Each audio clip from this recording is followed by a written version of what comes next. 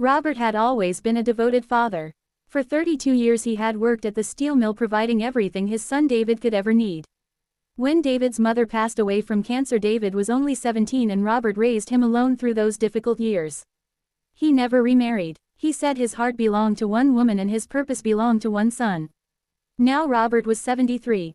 His hands shook slightly from years of hard labor and his knees ached when he climbed the stairs. But his eyes still held that gentle kindness that had guided David through childhood's scraped knees and teenage heartbreaks and every challenge in between. David had done well for himself. He became an accountant, married a woman named Natasha, and they lived in a comfortable two-story home in the suburbs.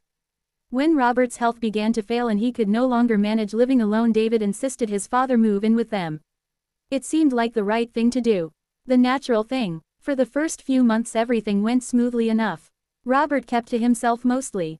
He would sit in the small guest room reading his worn Bible or looking through old photo albums.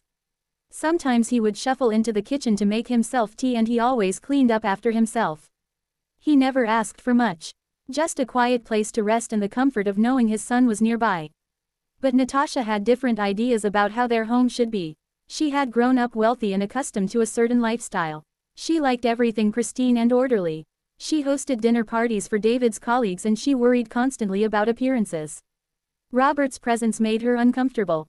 She felt he disrupted the image she was trying to project. At first her complaints were small things. She told David that his father took too long in the bathroom in the mornings. She said the smell of his ointment for his arthritis lingered in the hallway. She mentioned that her friends had noticed him sitting on the porch in his old cardigan and it looked shabby. David would defend his father gently at first. He would say, "Dad's not hurting anyone or he'll be more careful." But Natasha was persistent. She had a way of making her dissatisfaction known through long silences and cold shoulders. She would mention how other couples their age were traveling and enjoying their freedom. She would sigh heavily whenever Robert's walker scraped across the hardwood floor. The tension grew week by week. Natasha began eating dinner in the bedroom when Robert joined them at the table. She stopped speaking to him directly and would relay messages through David. "Can you tell your father that the television is too loud? Can you ask him not to leave his newspaper on the counter?" David felt caught between two people he loved, though his love for each was being tested in different ways. His father had sacrificed everything for him. But his wife shared his bed and his future. And she was making that future feel very uncertain. One evening after a particularly difficult day at work, David came home to find Natasha in tears. She said she couldn't live like this anymore. She said she felt like a stranger in her own home. She said she had been looking at apartments for Robert and found a nice senior living facility across town. It wasn't expensive and they could afford it easily.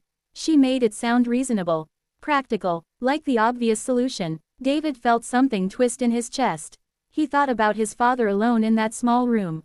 He thought about Sunday mornings when he was 8 years old and his father would make pancakes shaped like Mickey Mouse. He thought about the day he graduated college and how his father had cried with pride in the audience. He thought about the night his mother died and how his father had held him while they both wept. But he also thought about the cold silence that had filled his house for months.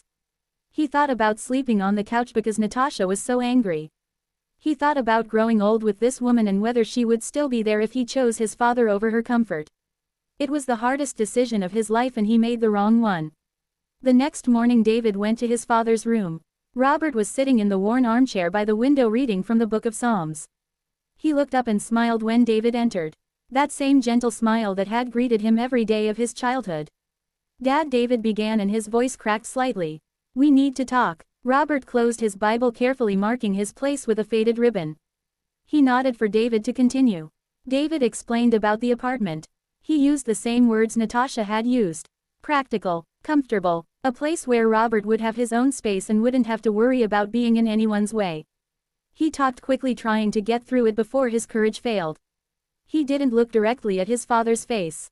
When he finally finished there was a long silence. David could hear the clock ticking on the wall and a bird singing outside the window. "When do you want me to leave?" Robert asked quietly. "The facility has an opening next week," David said.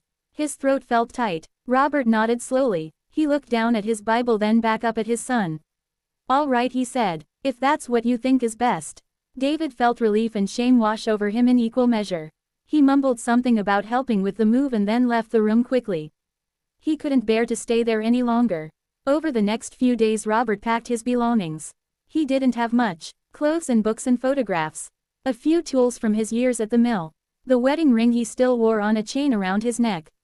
David helped carry boxes to the car, but they barely spoke. What was there to say? On the day of the move, Natasha stayed in the bedroom. She didn't come out to say goodbye. David drove his father across town to the senior facility. It was a plain brick building with a small courtyard. The apartment was one room with a kitchenette and a bathroom. It was clean and functional and utterly lonely. David helped his father unpack. He hung clothes in the narrow closet and arranged books on the single shelf. Robert moved slowly, placing each item with care. He set up the photograph of David's mother on the nightstand. In the picture she was young and laughing, wearing a yellow dress. When everything was in place, David stood awkwardly by the door. "I'll visit," he said. "Every week." Robert nodded. He hugged his son tightly. "I love you, David," he whispered. "I always have and I always will." David left quickly. He cried in the car on the way home, but he wiped his eyes before walking into the house. Natasha was waiting with a smile. She had cooked his favorite dinner.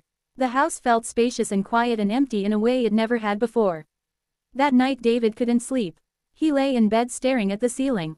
He kept thinking about his father alone in that small room. He thought about all the nights his father had sat by his bedside when he was sick. All the times Robert had sacrificed his own comfort for his son's happiness. And what had David done in return? Around midnight, unable to bear it any longer, David got up and went to his father's old room.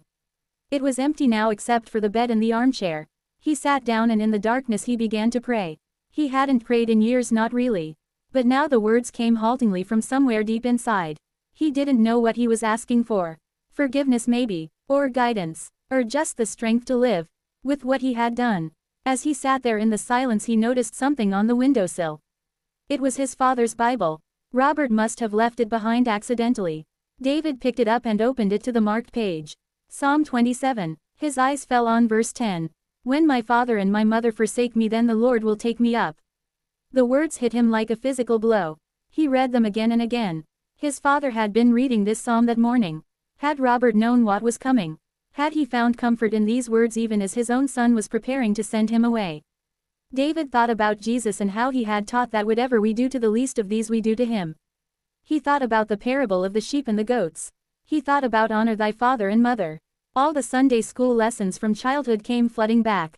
And he realized with terrible clarity that he had failed the most basic test of love and humanity. He sat there crying in the darkness. Not quiet tears but deep wrenching sobs that came from the very center of his being. He cried for his father and for himself and for the man he had become. He cried for his mother who would have been so disappointed. He cried for all the ways he had chosen comfort over character. When the sun rose, David knew what he had to do. He went into the bedroom where Natasha was still sleeping. He woke her gently. "We need to talk," he said, using the same words he had used with his father. Over coffee he told her that his father was moving back home. Not to the guest room where he would feel like an intruder, but to the master bedroom. David and Natasha would take the smaller room. Robert had earned the comfort of the best room in the house. Natasha's face went pale, then red. She began to argue, but David held up his hand. "Listen to me," he said with a firmness she had never heard from him before. "My father gave me everything. He worked himself to the bone to provide for me. He loved me unconditionally, and I repaid him by throwing him away like he was garbage. That ends today. If you can't accept that, if you can't treat my father with the respect and love he deserves, then maybe we need to reconsider this marriage." Natasha stared at him in shock. David had never stood up to her like this. She opened her mouth to respond, then closed it. Something in his eyes told her he was absolutely serious. After a long moment she nodded slowly. "Okay," she whispered. David drove across town. His heart was pounding as he knocked on the door of the small apartment. Robert answered, looking surprised. "Dad," David said, "I made a terrible mistake. The worst mistake of my life. I let fear and selfishness cloud my judgment. I dishonored you and I dishonored everything you taught me. I'm so sorry. Please come home, where you belong." Robert's eyes filled with tears. He reached out and pulled his son into an embrace. They stood there holding each other while David apologized again and again. "Of course I'll come home," Robert said. "I forgive you, son. I forgive you." They packed up the apartment together. On the drive back, Robert placed his hand over David's. "You know," he said quietly, "God puts us through trials not to break us but to teach us. Sometimes we have to lose something to understand its true value." David nodded, unable to speak past the lump in his throat. When they arrived home, Natasha was waiting. She had moved all their belongings to the smaller bedroom and had cleaned the master bedroom. She had even put fresh flowers on the nightstand next to the photograph of David's mother. She approached Robert hesitantly. "I'm sorry," she said, "for everything. I was selfish and unkind. I hope you can forgive me."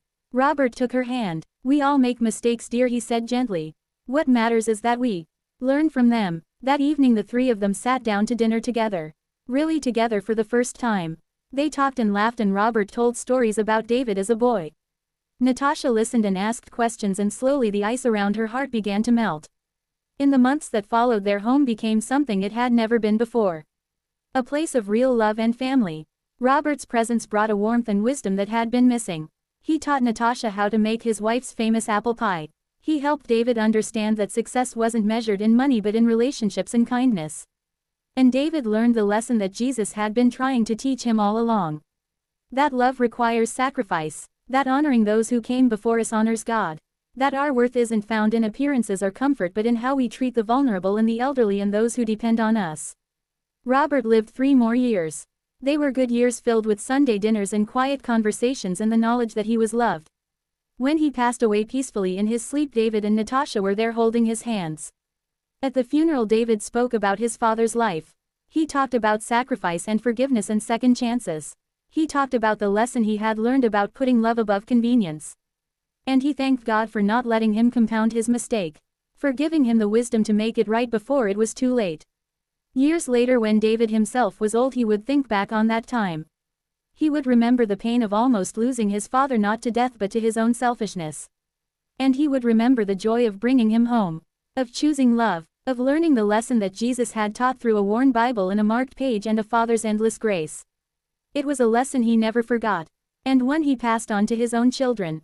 Honor those who raised you. Choose love over comfort, and remember that how we treat the elderly and vulnerable reveals who we truly are. In the end, that's what Jesus teaches us. That love isn't convenient or comfortable. It's sacrificial. It's putting others first. It's honoring those who came before us even when it's hard. Robert knew that truth, and through his gentle example and his quiet forgiveness he taught his son the most important lesson of all. That real love never gives up. Not on family, not on faith, not on the people who matter most.